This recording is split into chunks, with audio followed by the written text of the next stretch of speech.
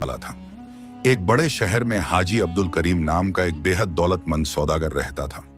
उसकी दौलत का अंदाजा इसी बात से लगाया जा सकता था कि उसके खजानों में इतना सोना था कि पूरे शहर की जमीन खरीदी जा सकती थी। उसके कारवां हर मुल्क में जाते थे और वापस मोती, हीरे और कीमती कपड़े लेकर आते थे। लेकिन अफसोस कि जितनी उसकी दौलत बढ़ती गई, उतना ही उसके दिल में घमंड का जहर भी फैलता गया। हाजी अब्दुल करीम का यह पक्का यकीन था कि दुनिया में पैसे से बढ़कर कोई ताकत नहीं है। वह अपनी महफिलों में बड़े फख्र से कहा करता था, तकदीर तो कमजोरों का बहाना है, असली ताकत सोने और चांदी में है। जिसके पास दौलत है वह अपनी किस्मत खुद लिखता है।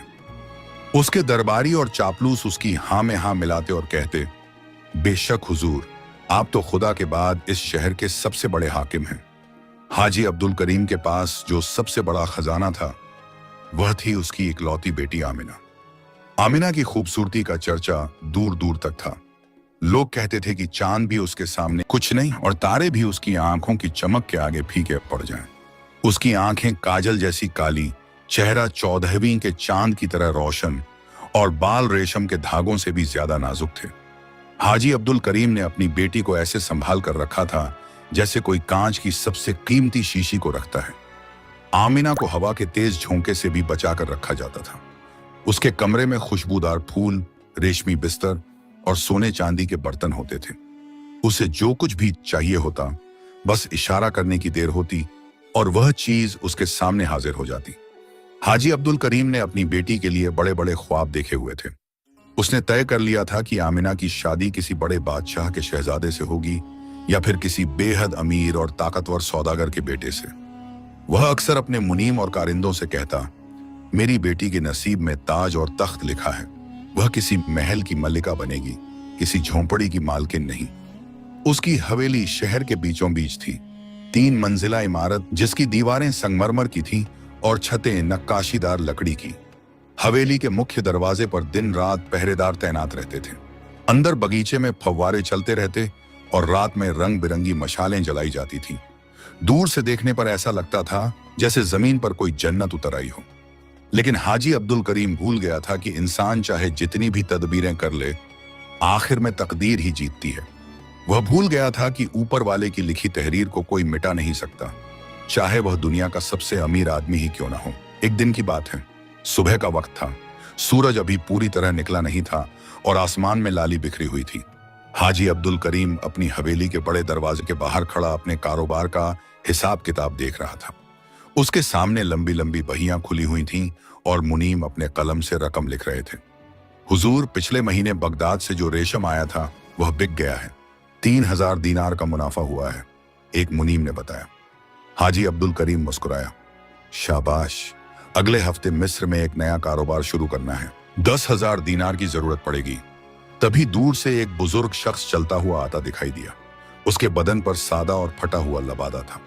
हाथ में एक लकड़ी की छड़ी थी और सफेद दाढ़ी सीने तक लटकी हुई थी। वह बिल्कुल आहिस्ता आहिस्ता चल रहा था, जैसे उसके कदमों में कोई बोझ हो। वह शख्स कोई और नहीं बल्कि एक दरवेश था जो शहर शहर घूमकर लोगों को नसीहत दिया करता था। जब दरवेश हाजी अब्दुल करीम की हवेली के पास पहुंचा तो उसने रुक कर उसे देखा।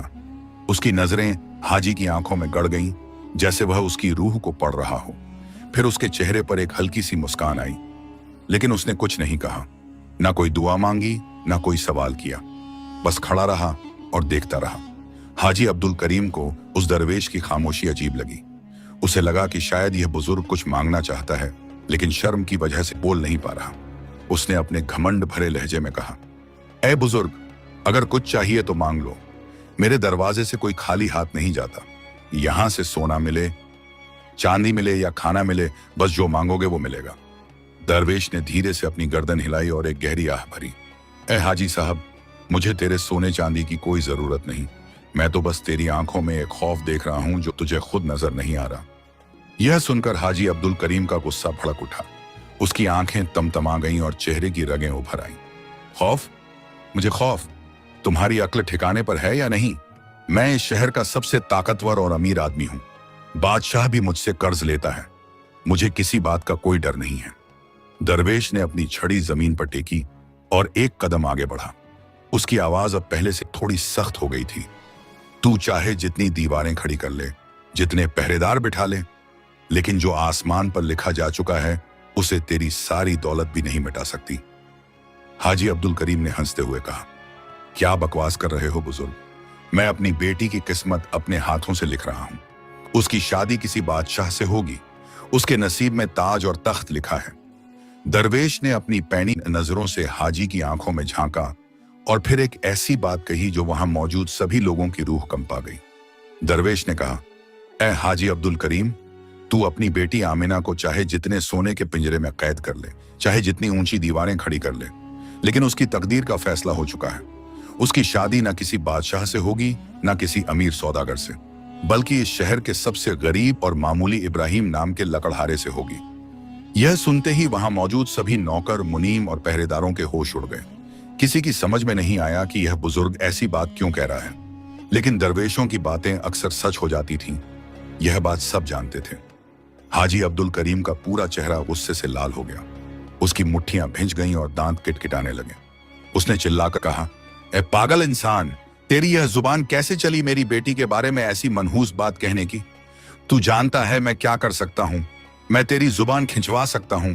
मैं उस लकड़हारे का नाम और निशान मिटा दूंगा और तकदीर को भी मैं अपने सामने झुका दूंगा।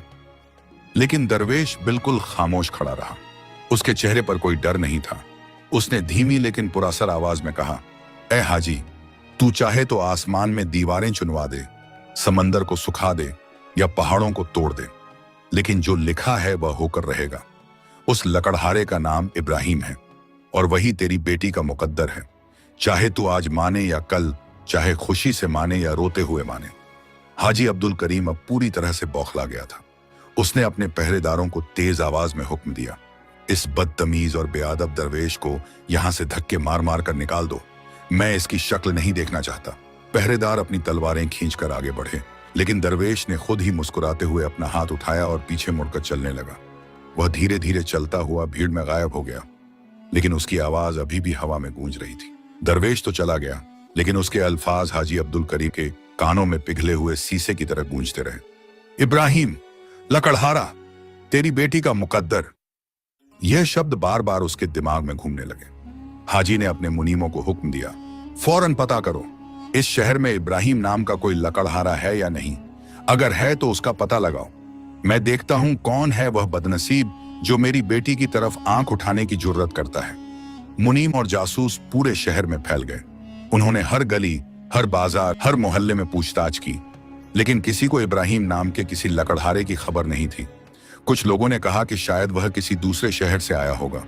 कुछ ने कहा कि शायद अभी पैदा भी नहीं हुआ होगा। रात हो गई थी। पूरी हवेली में दिए जल रहे थे, लेकिन हाजी अब्दुल करीम की आंखों से नींद गायब हो चुकी थी। वह अपने बिस्तर पर करवटें बदलता रहा। उसे दरवेश की वह आवाज बार बार सुनाई दे रही थी, तेरी बेटी की शादी इब्राहिम से होगी। उसने सोचा, क्या सच में मेरी बेटी, जो रेशम के बिस्तर पर सोती है, जो सोने के थाल में खाना खाती है, जो खुशबूदार इत्रों में नहाती है, वह किसी गरीब लकड़हारे की बीवी बनेगी? नहीं, ये हो नहीं सकता। मैं इसे कभी होने नहीं दूंगा। रात के तीसरे पहर हाजी अब्दुल करीम उठा। उसने दबे पांव अपनी बेटी आमिना के कमरे की तरफ रुख किया। दरवाजा धीरे से खोला। आमिना अपने रेशमी बिस्तर पर बेफिक्र होकर सो रही थी। उसके चेहरे पर सुकून था। उसे क्या पता था कि उसके बाप के दिल में कैसा तूफान मचा हुआ है। हाजी ने अपनी बेटी के मासूम चेहरे को देखा। उसकी आंखों में आंसू आ गए। उसने अपने दिल में कसम खाई, मैं किस्मत से लड़ जाऊंगा।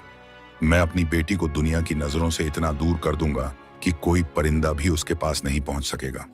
मैं तकदीर को हरा कर दिखाऊंगा।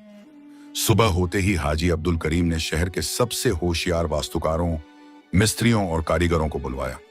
उसने उनसे कहा, मुझे एक ऐसी इमारत चाहिए जो दुनिया में कहीं नहीं होगी, एक ऐसी जगह जहां कोई इंसान पहुंच ही ना सके। वास्तुकारों ने पूछा, हुजूर कैसी इमारत चाहिए? हाजी ने कहा, शहर के बाहर एक टापू है जो चारों तरफ से पानी से घिरा हुआ है।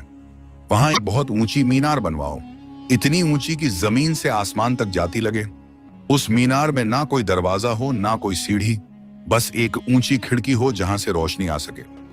वास्तुकारों ने हैरानी से पूछा, लेकिन हुजूर अंदर कोई कैसे जाएगा? हाजी ने जवाब दिया, रस्सी के जरिए ऊपर चढ़ाया जाएगा। और फिर नीचे के सारे रास्ते बंद कर दिए।